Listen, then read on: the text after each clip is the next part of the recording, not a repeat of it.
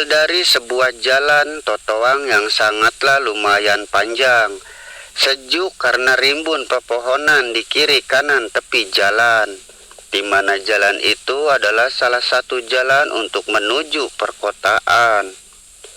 Seorang pemuda tampan yang akan melaksanakan pernikahan dengan seorang gadis ayu di kampung akan melaksanakan di 10 hari ke depan dan sudah bertunangan sekian bulan. Sebut saja pemuda itu dengan nama Suhardi dan seorang gadis dengan nama Nenti.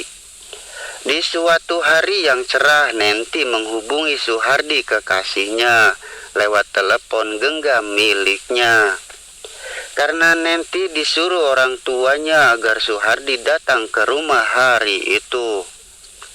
Orang tua Nenti ingin ngobrol dengan Suhardi, calon menantunya. Tidak lama kemudian Suhardi pun datang ke rumah Nenti. Dengan gagah Suhardi berkendara motor gedenya.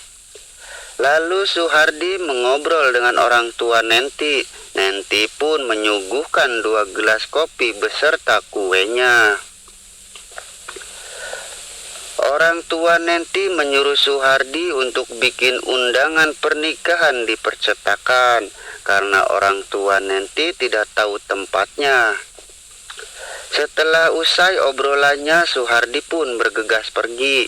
Nenti ingin ikut, tapi dilarang orang tuanya karena tidak boleh keluar rumah menurut kepercayaan adat di kampungnya. Suhardi pun pergi sendirian menuju percetakan, sekalian pulang ke rumahnya. Sebelum sampai percetakan, di Totoang bertemu dengan iring-iringan pengantin. Sambil berkendara motor gedenya, Suhardi melihat dan berhayal bahwa tidak lama lagi dirinya akan mengalaminya. Sambil tersenyum-senyum, Suhardi hilang fokus berkendara. Akhirnya Suhardi menabrak sebuah pohon besar di tepi jalan Totoang itu. Kepalanya terbentur bagian pohon itu. Suhardi pun terluka parah sampai kepalanya hancur dengan isi kepalanya berserakan di jalan itu. Karena Suhardi berkendara motor tidak memakai helm, Suhardi pun meninggal di tempat kejadian itu. Berita pun sampai pada keluarga keduanya dan datang ke tempat kejadian itu. Sambil duduk lemas menyaksikan jasad Suhardi dibawa ke rumah duka, Nenti pun lebih dari 2 kali tidak sadarkan diri. Setelah itu Nenti pun melayat bersama keluarganya.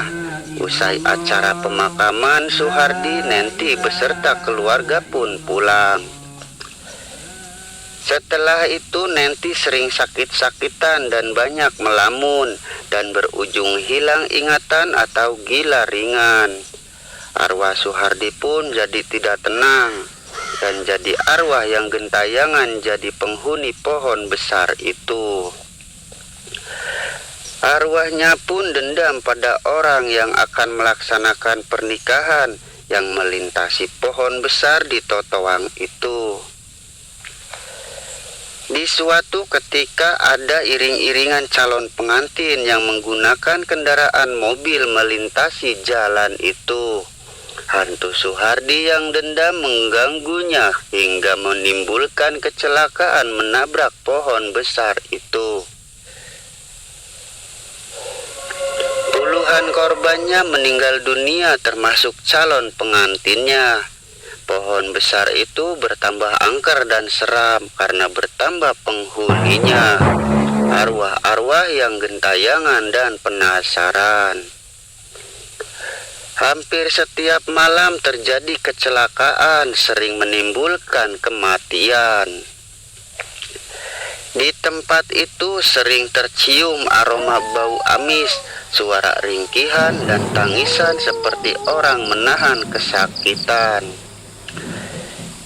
Ada penampakan sosok perempuan yang duduk di atas dahan pohon besar itu. Setelah sekian lama sering terjadinya kecelakaan, Warga terdekat pun berbondong-bondong untuk mencari solusi untuk menghentikan perbuatan hantu Suhardi yang gentayangan dan dendam. Mereka mengundang segenap orang pintar untuk mengadakan ritual khusus di bawah pohon angker itu. Aroma bau amis pun tercium kuat sehingga para warga dibuat mual. Dan salah satu warga ada yang kerasukan hantu Suhardi. Berpesan tidak boleh menebang pohon itu dan berjanji tidak akan mengganggu pengguna jalan calon pengantin yang melintasi pohon besar itu.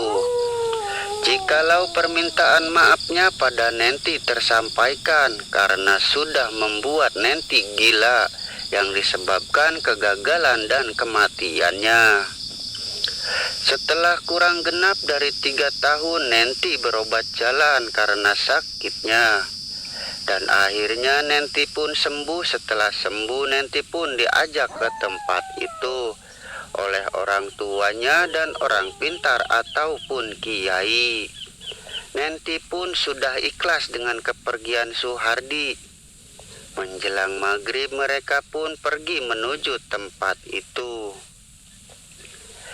Diiringi doa-doa orang pintar atau kiai, hantu Suhardi pun menampakkan diri, memohon maaf pada Nenti. Nenti pun memaafkannya karena itu bukanlah kesalahan Suhardi, melainkan takdir jalan hidup dan kematiannya. Hantu Suhardi pun berpulang dan sudah tidak mengganggu pengguna jalan. Meskipun begitu, pohon besar itu tetaplah angker karena masih banyak penghuni yang lainnya. Sekian cerita pendek yang bisa saya ceritakan. Sampai jumpa di video berikutnya dengan cerita yang lain.